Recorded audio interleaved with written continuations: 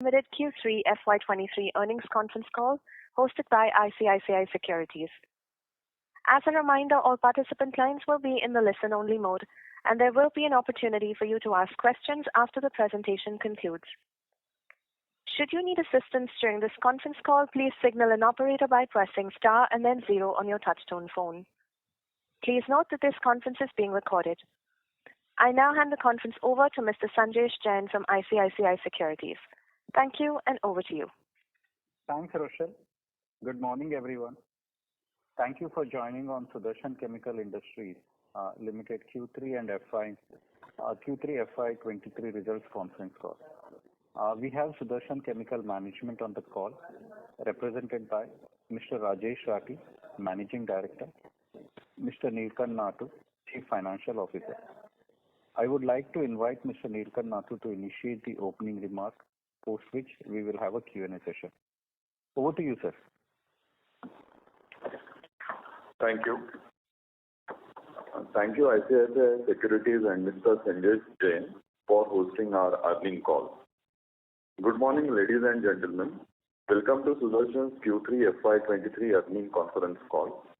Our investor presentation has been uploaded on the stock exchanges for your ready reference. I would like to take you through the financial highlight for this quarter.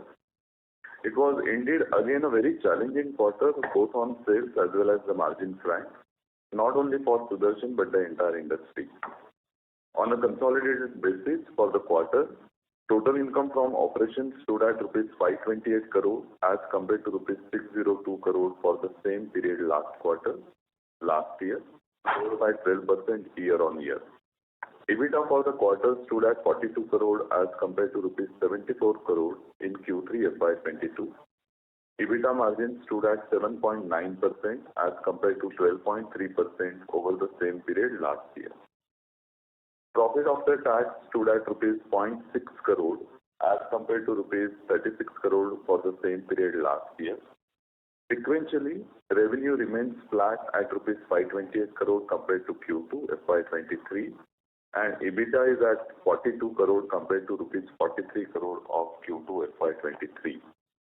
On a yearly basis, total income from operations stood at rupees 1611 crore versus 1574 crore in the same period last year, a growth of 2%.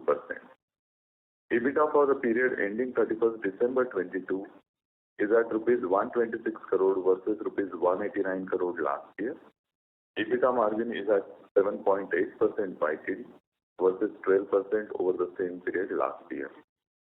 PAT is at rupees 12 crore compared to rupees 85 crore for the same period last year. Now going into the details of our pigment business.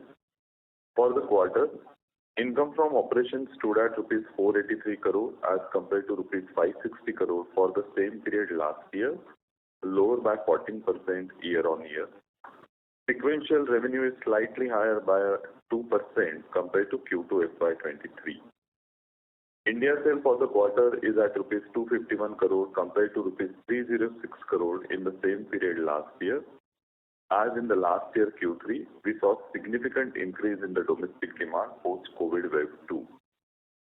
We have continued seeing buying decision deferment by the customer due to volatility in overall prices, which has resulted in lower inventory level at the customer end.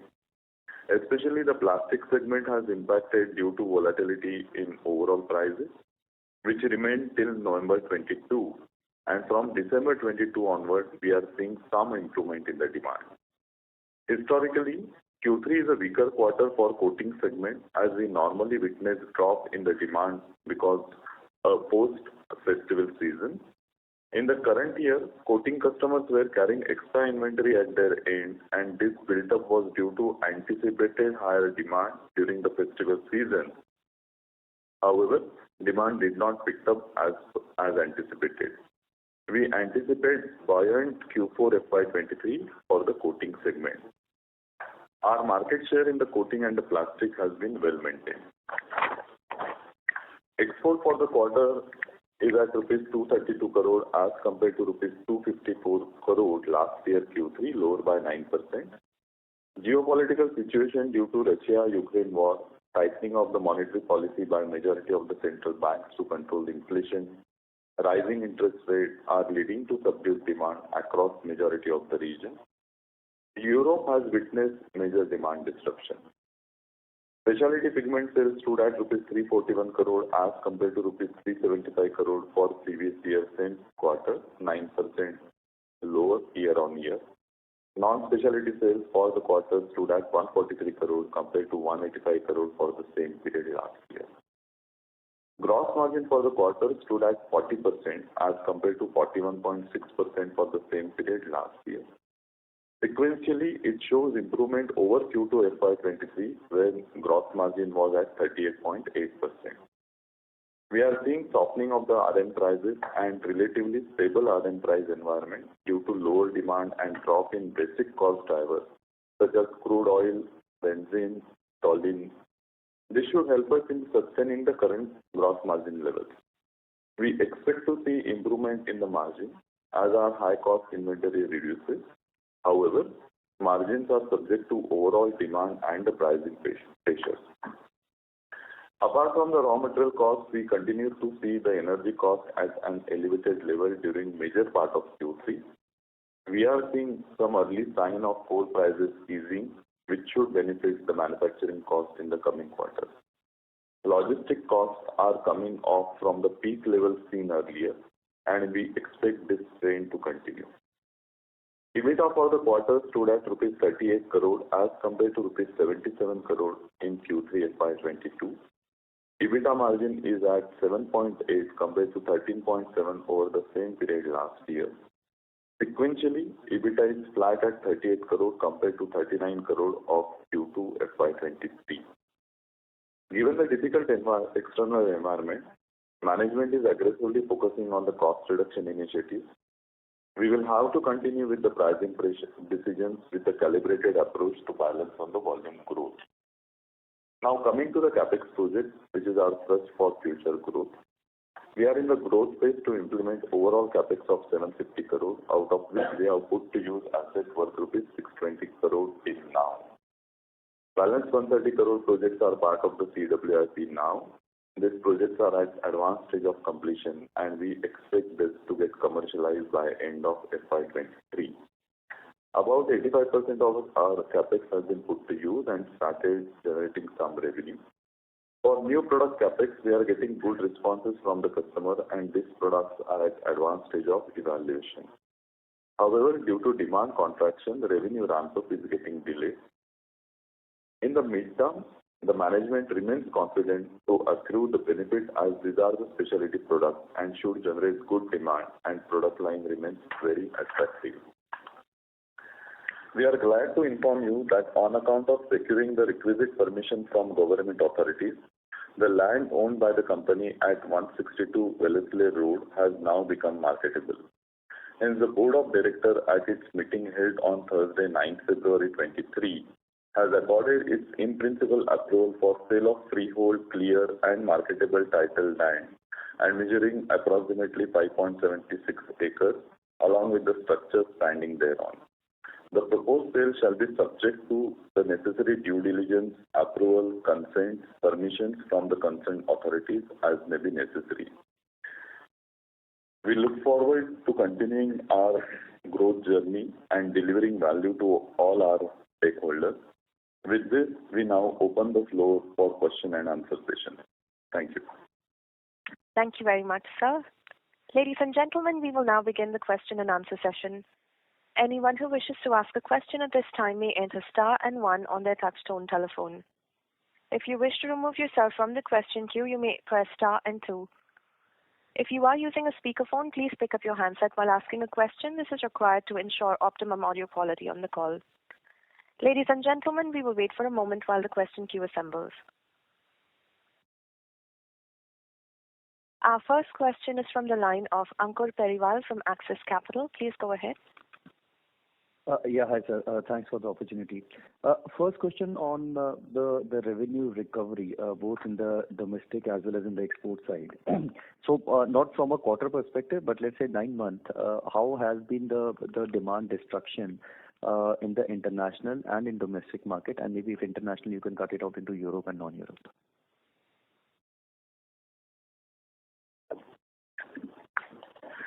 Hi, I'm Nilkant here. So, on the demand side, if I see the YTD numbers between India and export, in the India market, we have seen the softening of the demand in the plastic and the coating segment. As we mentioned in the plastic segment, major part of the quarter, it was the polymer availability and the variability, prices variability was the issue. So we had seen the demand disruption in the Indian market. On the export side, we have seen the softening of the demand and the demand disruption rather in Europe due to the geopolitical pressure, which is continuing. China was also soft during this period with their zero COVID policy, wherein we saw the demand in China was lesser and demand in China was lesser. Also, one factor which has also impacted on the front of China is the anti-dumping. China has imposed anti-dumping on phthalocyanine pigment, so which is also impacting the overall demand. So this is YTD 9 months overall overview. Sure, Naduji. If you can, maybe quantify a bit, what could be the absolute, maybe directionally, a 5% demand destruction, 10%, maybe international could be slightly higher. That will be helpful. And in the domestic specifically, how is the channel inventory? Is it still elevated, or maybe the refill will probably start this quarter itself?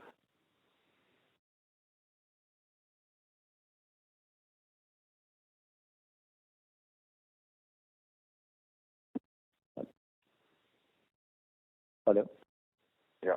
Yeah, Ankur. So while directionally I can tell you, while not quoting the percentage, India has been subdued, but compared to India, we have seen the export market has been more sluggish, and the demand in Europe has been more disrupted due to the geopolitical pressure. And regarding the inventory at the channel end, how the inventory getting filled up. So as we have experienced till now, since there has been a lot of variability in the prices and the market is expecting the price reductions based on the raw material prices getting stabilized, overall inflationary situations are coming under control. So what we have seen is also buying decision deferment at the customer end, which is also impacting overall inventory, built up at the customer end and in the channel. So this is the current position on the inventory side. Sure, sir. And just lastly, on the gross margin front, will it be fair to assume that all the RM hike that was supposed to get passed through is already done, or there is still some pending benefit which can accrue over the next quarter or so?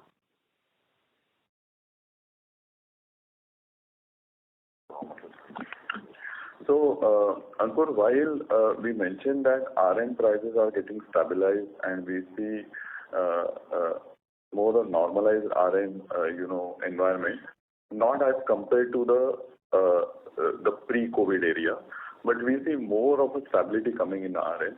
However, if you really see the current quarter, our gross margin is at 40% compared to 38.8% in the Q2. So it shows the positive sign that RM by a percent increase is a positive. Two things to look at it. One is how this RM inventory impact will come in our P&L, because we also have the inventory. So it will have to get averaged out over a period once the demand pick up and our new purchases of RM inventory goes up. Second factor to watch out for is the overall demand. If the demand picks up, then the margin will definitely be higher. But if the demand remains subdued, then we have to take the call between the volume and the pricing. Sure, fair enough, sir. That's it from my side. I'll get back into the queue. Thank you and all the best. Thank you. Our next question is from the line of Atul from ICICI Prudential AMC. Please go ahead. Yeah, hi, sir. Good morning. Just two questions. One on the land parcel point which you mentioned. What, according to you, would be your fair assessment at this point in terms of the value of the land? Sure. This is Rajesh Rathi. I think, it's too early in the process. We've not started the process because this has been approved by the board yesterday itself. So currently it will be very premature to state any value or timeline on the process. Okay. And secondly, sir, like your financials, if on 9 months in the OCI it shows a loss of about 18 crores. How should one see that part on a 9-month basis in the P&L? Can you repeat after your question, please? No, in the other comprehensive income for the 9-month basis cumulatively, there is a loss of about 18 crores. I think maybe pertaining to forex or something. If you can just further explain that part, please. Yeah, so thanks for this. So, Atul, we, as you know, we had taken the ECB's foreign currency loan for our capex, phase 1 and phase 2. As a part of this ECB, we follow the hedging strategy as per our risk management policy and hedge accounting. Now, this particular OCI increase is nothing but the reflection of the dollar rupee movement, which has been there from 76 to 82 rupees over this 9-month period, wherein the loan reinstatement will happen and it will be there in the OCI. We monitor our ECB performance based on XIRR basis. So while rupee has depreciated by 10%, our XIRR has not moved that much, so we are within the range and we are actively monitoring because there has been also the reduction in the forward premium. So this OCI is on account of the increase in the spot exchange rate. And this is also one of the reasons why it is there in our foreign exchange loss for the quarter, because we had started repaying this foreign currency loan. And on the loan repayment, this particular exchange loss will come to the P&L. However, we need to look at it from the perspective of the interest cost because it is nothing but the add-on to the interest cost. XRR. Sure. And on the XRR basis, on the land. Sorry. So one follow-up on the land part that eventually used to delever, right? Can you please repeat the question? There was some... No, so just on the land question earlier, that eventually the proceeds will be used to delever the balance sheet, right? Yes, I think that will be one of the uses, but I think the board would, once there is a definite proposal, the board would look at the use of funds. But the intention is also to look at that. So. Thank you so much. Thank you. Our next question is from the line of Chetan Thakkar from ASK Investment Managers Limited. Please go ahead. Hello, am I audible? Yes, you are. Yeah. Yes. Good morning, sir.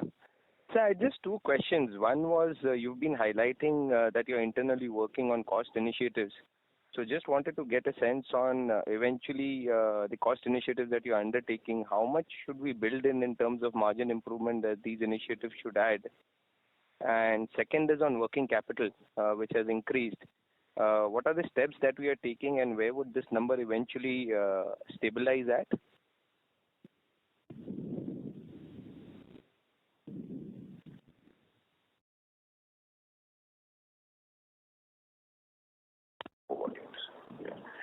So the first question on the cost front. So as a management, we are taking a lot of action, looking at all the cost levers, whether it is a manufacturing, whether it is the employee cost and the fixed cost.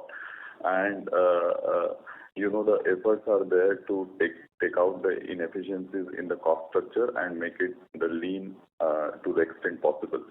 And given the current scenario wherein we have seen the subdued demand, we could able to, maintain the EBITDA at around 38 crore despite the forex loss of around 10 crore in the quarter is also on account of the cost reduction initiatives which we had taken.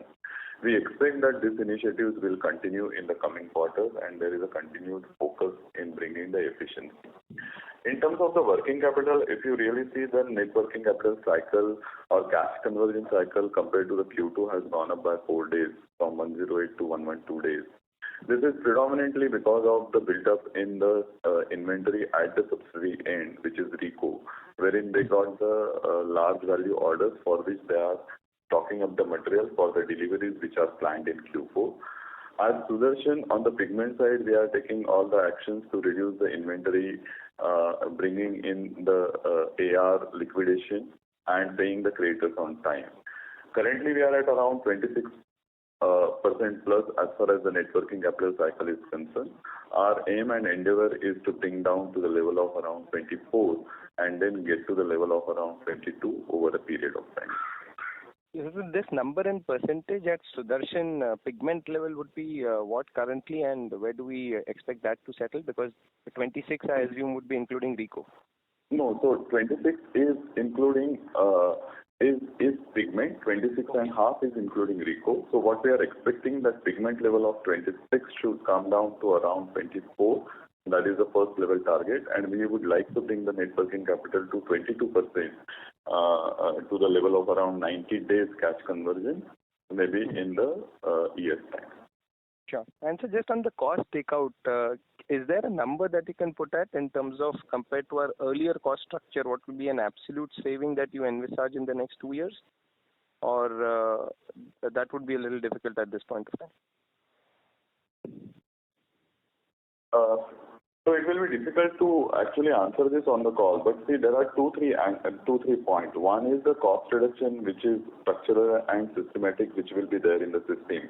There are a couple of cost reduction which we are doing in terms of the manufacturing and RMC, wherein based on the market condition, we have to take the call of, passing on.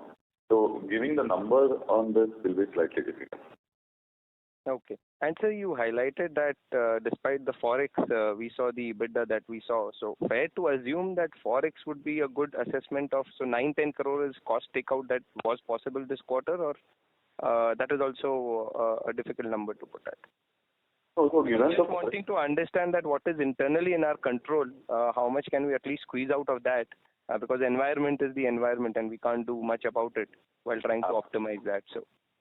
No, absolutely. So, given the forex number of 9-10 crore, despite maintaining the EBITDA, one fair assumption will be the cost takeout is around this level. Sure. Thank you so much, sir. All the best. Thank you. Thank you. Our next question is from the line of Madhav Marda from Fidelity International. Please go ahead. Yeah, hi, sir. Good morning. Thank you so much for your time. Just wanted to clarify the forex loss of 10-11 crores. Is that captured in our other expenses for the quarter, or where does it reflect in the P&L? Hi, Madhav. So, thanks for your question. The forex loss of 10 crore is captured in the other expenses.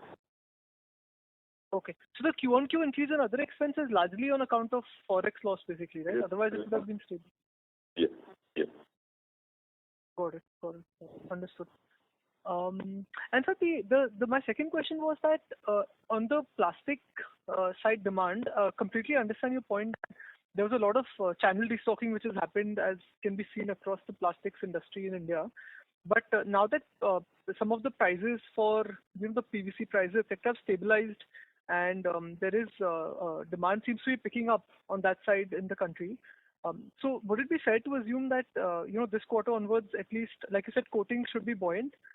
Plastics also should come back this, from Jan onwards, probably? Yes, Madhav. Thanks for this question, and your assessment is correct. So what we are seeing currently is early sign of revival in the plastic segment. So we expect the plastic and the coating, both the segments should be better compared to the Q3. And the demand revival, as of now, what we can see the numbers, we see the demand revival, and especially that is in the India market. Got it. Understood. Okay. Thank you so much. Thanks, Madhav. Thank you. Our next question is from the line of Yash Goenka from Aurika Capital Advisors LLP. Please go ahead. Hi, thank you for taking my questions. I'm new to the business. So can you let me know, I'm trying to understand why our market share has not been increased from 2014. It's been fairly consistent at 35%.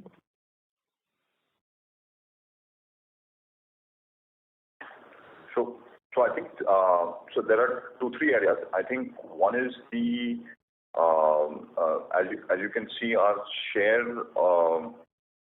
in plastic. The plastic market has grown, and I think we've been our share in the plastic market has been quite stable. On the ink side, we had lost some business due to cost pressures, and that's where I think gaining, kind of looking at the 30%, 30 to 32% market share. That's where we've been maintaining.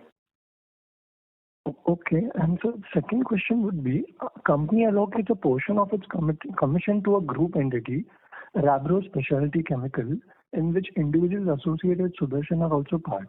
So can you provide more information on the reasoning behind this arrangement and the nature of services provided by the entity?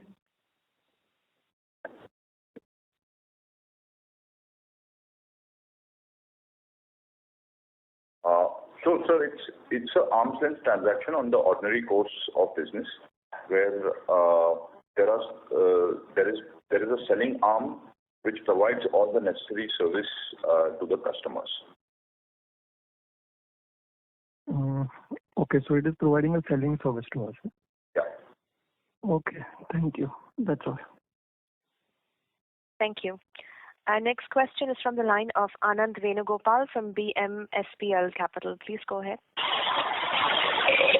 Thanks for the opportunity. What I want to know is, post your capex, what will your total gross block be? And at full capacity utilization, what type of revenue can the company achieve? And lastly, can we get to 4,000 crore revenue at full capacity utilization?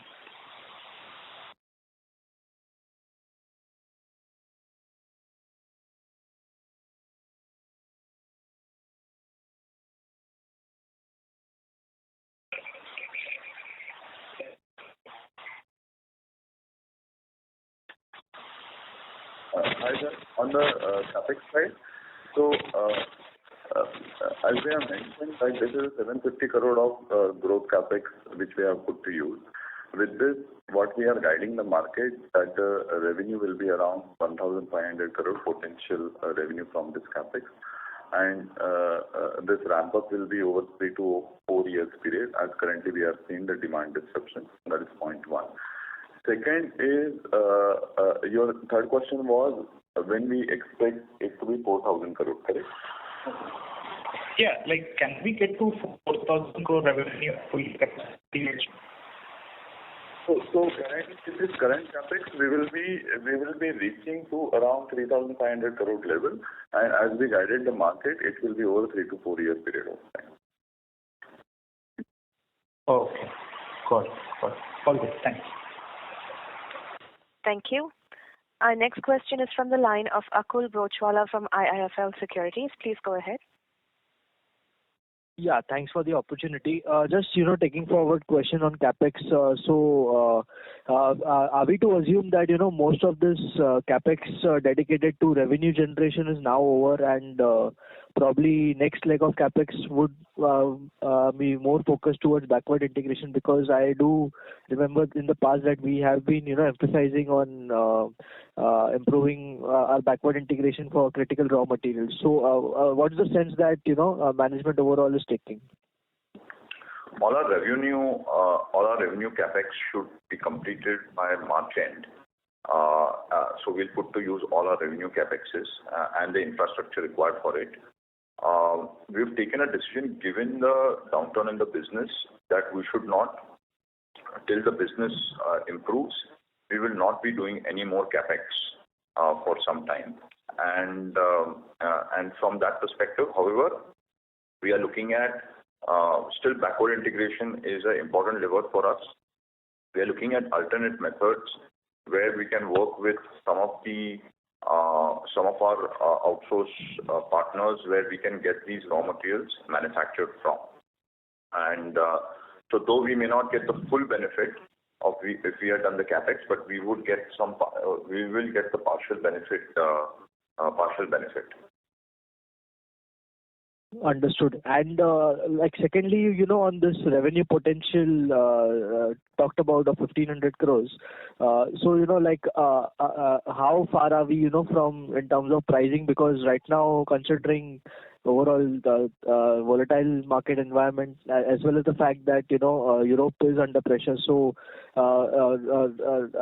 is there any? Are you anticipating any further challenges in terms of achieving such such kind of asset turnover, or do you still remain confident in terms of achieving such kind of asset turns as well as return ratios on this capex?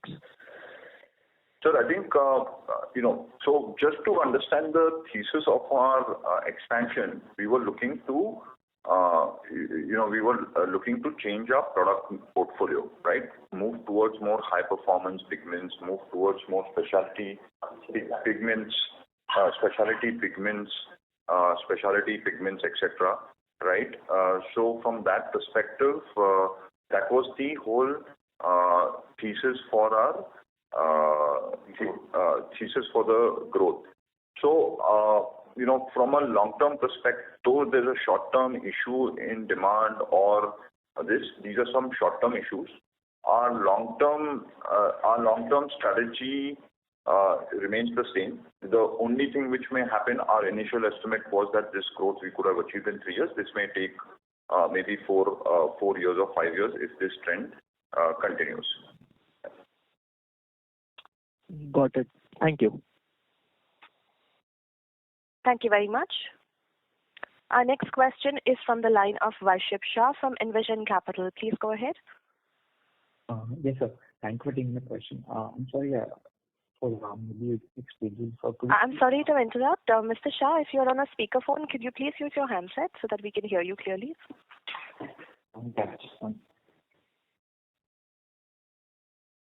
Yeah, this is better. Am I audible now? Yes, sir. Please go ahead. So could you just please explain the forex loss again? Maybe I missed the remarks. And is this expected to reverse going forward? Hi, so Nilkant here. So this forex loss, what we have mentioned, is predominantly on the capital account due to the ECBs which we have drawn down for our capex group. We follow the hedge accounting policy and we have a robust forex risk management policy in place. What we monitor for this ECBs is the XIRR and currently, given the depreciation in the rupee, also our XIRR is maintained because we got also the benefit of the forward premium. While this quarter we had seen the exchange loss on a higher side because there were the repayments and during the quarter rupee depreciated sharply. Going forward, if the rupee is at the same level, I expect the exchange loss will be slightly lower, but it will not get reversed. The reason why this exchange loss is there in the P&L now is due to the loan repayment which has started on ECB.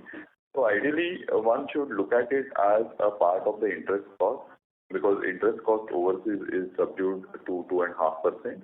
With this, it will still be lesser than the Indian interest cost, domestic rate of interest. Okay. And could you give a breakup of the debt into long-term and short-term?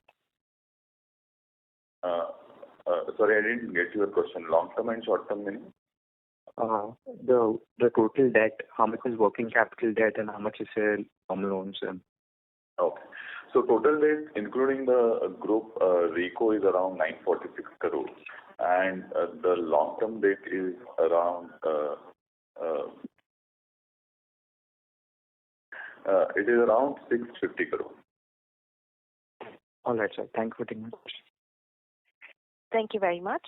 Our next question is from the line of Rohit Nagraj from Centrum Broking. Please go ahead. Yeah, thanks for the opportunity. So first question is on the RECO or engineering business. We have seen in the last few quarters this business has been reviving. So any plans of further, taking some steps to revive this business? Thank you.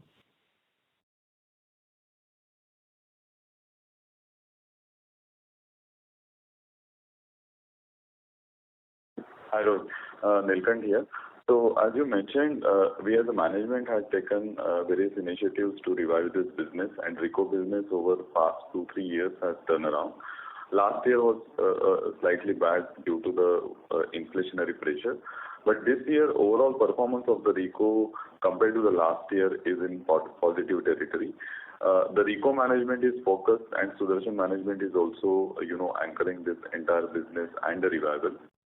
Currently, the order book is very healthy for the RECO, and we expect the RECO business to be better in the next year. Thanks.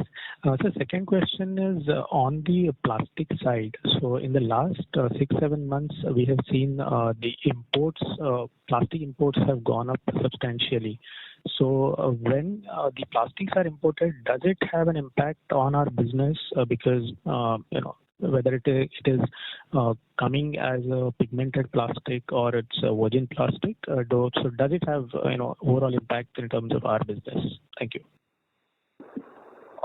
I think the imports of plastic really does not have an impact on our overall business. I think a few trends to watch in the plastic industry is the one-time usage, which has some impact, though not a major impact for Sudarshan because for the low-end markets. Right. And just one last clarification. In terms of EBITDA margins, before pandemic, we used to clock close to about 14 to 15% EBITDA margins. If the demand stabilizes and revives both in domestic and international market, when is a possibility to achieve those margins? So will it be like 3 years hence where till we go in for optimum utilization, or probably it will happen in the next 1 to 2 years? Thank you. It's very difficult to predict, sir, as to when the demand would normalize. So I think we were hit. If you look at our EBITDA margins, we were hit on 2 accounts, sir. One was the volume shrinkages and the extreme inflammatory environment,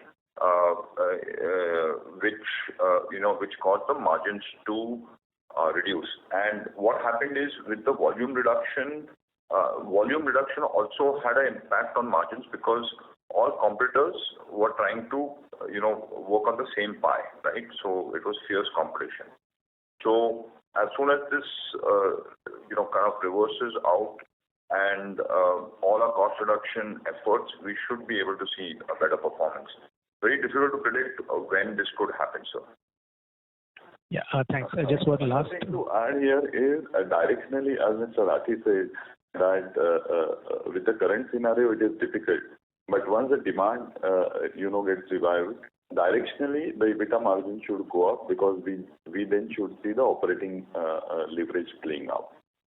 But I would not like to put the number that by when we can see, because we used to operate earlier at 15% EBITDA margin. So at what point of time we will reach there, would not like to put a time frame, but in the coming years, directionally we should be moving towards that. Right. Just one last bookkeeping question. So the capex incurred of 620 crores, does it reflect in the depreciation for this particular quarter, the entire capex? So whatever has been put to use till now is reflected in the depreciation cost. Sure. Thank you so much and best of luck, sir. Thank you. Thank you. Our next question is from the line of Archit Joshi from B&K Securities. Please go ahead. Hi, sir. Thanks for the opportunity. Just 2 questions. One on raw materials. I think previously you commented about some mitigation that we are trying to do in terms of our sourcing basis. In the past also we have, kind of tried to allude to how our dependence on China with respect to raw materials is, and certain raw materials cannot be indigenously manufactured in the backward integration that we have been talking about. Sir, so on the same front, how exposed are we to China at this point in time, and to what extent can we diversify our sourcing through different other supply chains?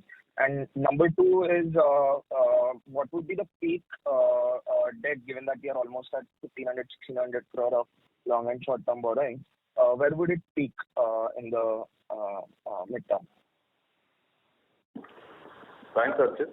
So, in terms of our dependence on the China, currently the China import is at 30%, and there has been a lot of initiatives which has also been taken for the diversification of the supply base. As far as the backward integration project, what we had already said earlier, currently we would like to get our current capex base getting stabilized, generating the revenue and the cash flows, and then the backward integration and the reduction of the raw material cost initiatives, we will take it forward. On the debt side, debt is not at around 1,500 crores. Debt is 946 crores as of December end. And I expect this should be a peak level. And year-end number, I would expect it in the range of around 860 to 880 crores. Sure, sir. So just one follow-up here. Could you throw some light on our debt repayment schedule in the next 2 years? How are we planning to reduce it? So, given the current ECBs which have been drawn down and the moratorium period, our debt repayment will be in the range of 150 to 160 crores. No, we also.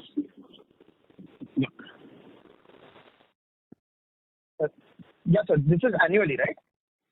This is annual. Got it, sir. Got it. So just one thing on the first question that I asked with respect to how well we can mitigate this raw material dependency. So right now, as you said, 30% of our RM is coming from China. To what extent can we better it? Any color on that? What we've done as a first case scenario, we do have alternate sources in other parts of the world for China. So we are not totally dependent. There are a few raw materials which we are still dependent. So we do take a business and commercial call but when, if things come to, if there are issues with that, we do have alternate sources. And once our backward integration also takes off, that will also help us with some of this dependence. Sure, sir. Thanks a lot for the clarification and all the best. Thank you, sir. Thank you. Thank you. We have a question from the line of Mr. Sanjesh Jain from ICICI Securities. Please go ahead. Thank you, sir. Thank you for taking my question. I have a few of them. First, on the India coating side, we have seen that there is a many new entrants coming in. Do you think of an opportunity here to increase our market share in the Indian coating pigment business? That's number one. Yeah. So I think, sir, of course, with the new entrants and our strong product range, we should be, we are already looking at the technical development with them so that we can partner with them to kind of deliver value to them. So as soon as they start commercializing and manufacturing, we would get that benefit. Okay. So it is fair to assume that over the next 2 to 3 years, we will have India business growing slightly faster because of the tailwind on the India coating business side, right? Yes, so assuming that the coating pie does grow, right? That, it should not happen that, if the coating pie does grow, yes, definitely. I think the commentary from the coating guy is that they still look at 10 to 14% of a volume growth. Yes. We should proportionately grow, right? Or is there an opportunity because the better kind of coating are going up, so it should be higher than that for us. How should one see that? I think we should grow. We should grow with that, right? The growth. We should grow with that volume. Got it. Second, on this yellow pigment, where are we in terms of commercial supply? I understand the demand side of the challenge, but have we started supplying it on a commercial scale, or it is still on the approval? Where are we in the journey for the yellow pigment? So we have several approvals, and commercial supplies have begun in the last 6 months. So we have already started doing commercial supplies on the yellow. Yes. Yes. Okay. So X of yellow, then it looks like we are seeing a lot more challenge. It's that the new products are helping this. Is that the right way to look at? Could you repeat your question? Please repeat your question. So my question was that X of these new product underlying the decline in the business is higher. I'm just looking at can we grow or bounce back much higher because the base business X of the new product has fallen more sharply. So the recovery will also be sharp when you see plastics coming back and probably coating coming out of the inventory cycle. Is it fair to assume that next 2-3 quarter we have a tailwind from the industry coming back, reinventorization happening? Are we seeing any such signs in terms of the demand side of the business? So obviously our business, when we're talking about the India market is only 50% of our total value, right? It also depends on how the international markets pick up. And that's where I think that will be, so both areas would have to pick up, so for that to happen. Got it. I got some specific question on the export market. So one, China opening up now, is it a positive development for us or will it increase the competition? How should we see China opening up having a implication on Sudarshan on the pigment side of export business?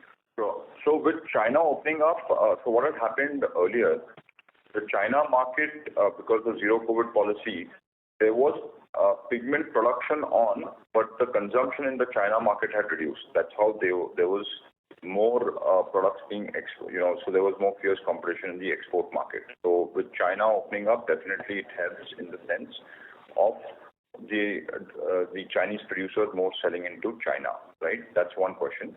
The second is, of course, we have business in China and that will help our cause. But there's a headwind where there is an anti-dumping duty on Indian blue and green pigments into China. So that would be that business. We've lost some business there as an industry and Sudarshan too. But we don't make thylose, right? We just make value added out of thylose. It does categorize within the thylose for us. No, we make thylacine pigments, sir, completely. We make them as well. Okay.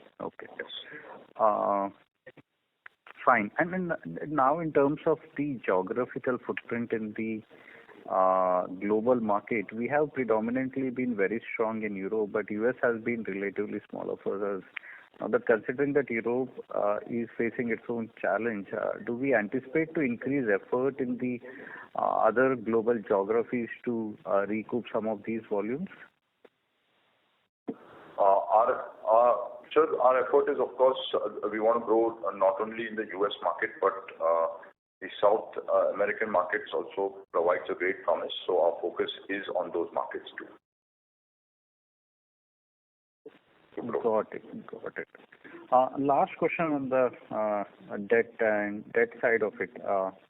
Considering these near-term challenges, you don't see any risk to the covenants in terms of the debt we hold.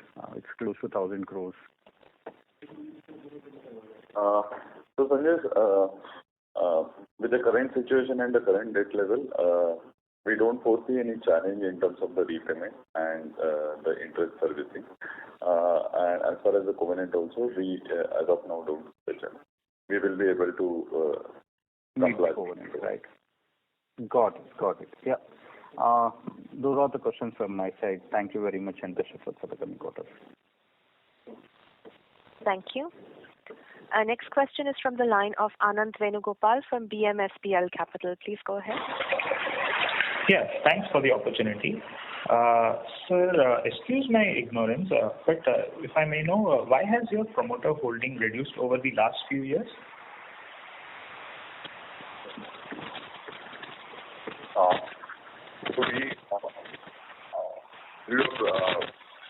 Promoters had decided to pursue their own entrepreneurial ventures, and for that, their entrepreneurial venture certain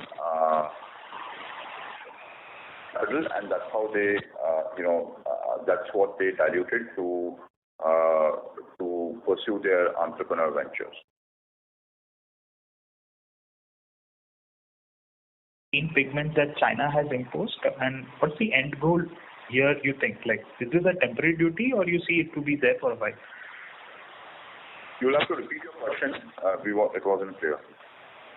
Yeah. What is the duty on green pigments that China has imposed? And what's the end goal here, you think? Like, is this a temporary duty or you see it to be there for a while? No, I think it's an anti-dumping duty, and though we as an industry are fighting it together from India's side, unfortunately, it didn't work in our favor. So this duty would be there for some time. Okay. All right. Thanks. Thank you. Ladies and gentlemen, if you have a question, you may enter star and one at this time.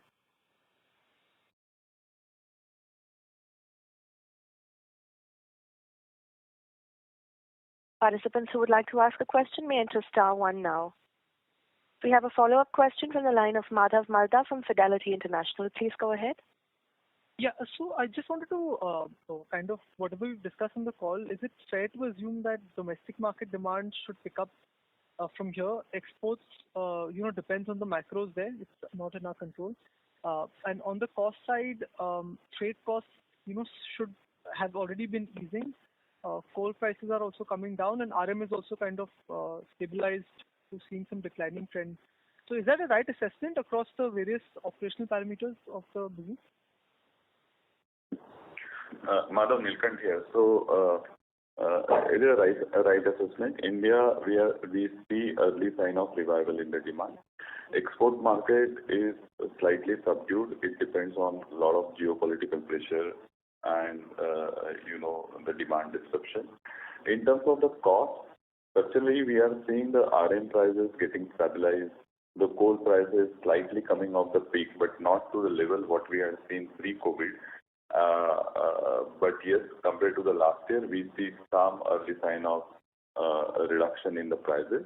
And freight cost also, one was earlier the availability, so there is no availability as a container availability as a challenge.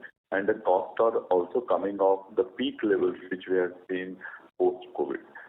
Not to the level which we had seen earlier, but yes, compared to the last year, those are coming off. That's right. And so just on the capex side, like Mr. Rajesh also mentioned that we expect to now, now that we've done our revenue generating capex, etc. So what could be the capex expectation for FY24? So, Madhav, FY24, we don't expect major capex to happen. It may be only the maintenance capex. Current goal is we will be completing majority of this capex by this year end. So, except growth capex, I don't expect any further capex to come in the next year. And how much is that run rate for us? Maintenance capex for us broadly is how much this year? Maintenance capex will be in the range of around 40 crores. 40 crores. Got it. Okay, perfect. Thank you. Thank you. Our next question is from the line of Rohit Ohri from Progressive Shares. Please go ahead. Hi, sir. One question which is related to the strategy which we had in the past. So we were trying to pare away from the non-core businesses, and IMSD was one of that. So the other non-core business was RICO. And would you like to share some more details on that? If you would like to divest away from RICO, because since the system is seeing that it is turning around. So any thoughts on that? Would you like to share something on that? Yes, sir. So I think so the board has been actively seeing how do we build the business back and some of the capabilities. And at appropriate time, the RICO board would evaluate what should be the further course of action. No such decision has been made so far, but I'm sure the board is closely looking at this, whether we can really grow this business and whether we should be divesting. Okay, so that was the only question. Thank you, Rajesh. Thank you. Thank you. Our next question is from the line of Rohit Nagraj from Centrum Broking. Please go ahead. Yeah, thanks for the follow-up. When we had peak revenues of about 3,500 crores, will the mix of exports change, and similarly, whether the mix for specialty, non-specialty would also undergo change? Thank you. Hi, Rohit, Nilkant here. So, yes, your assessment is correct. Once we get the full benefit of this capex and the revenue, ramp up, the tilt between the domestic and export will move slightly on the export side, and between specialty and non-specialty, it will be more on the specialty side. Excellent. Understood. Mr. Nagaraj, I'm sorry, but there's some disturbance from your line. Could you switch to your handset, please? Yeah, my question is over. Thank you. Okay, thank you very much. Ladies and gentlemen, we take that as the last question. I now hand the conference over to the management for closing comments. Thank you. Thank you, Mr. Sanjeev Jain, and thank you, participants, for your time and interest in Sudarshan Chemicals. We remain confident in the long-term prospect of our business, and we look forward to engaging with you again in future. Thank you. Thank you very much. Ladies and gentlemen, on behalf of ICICI Securities, that concludes this conference call. Thank you for joining us. You may now disconnect your lines. Thank you. Thank you.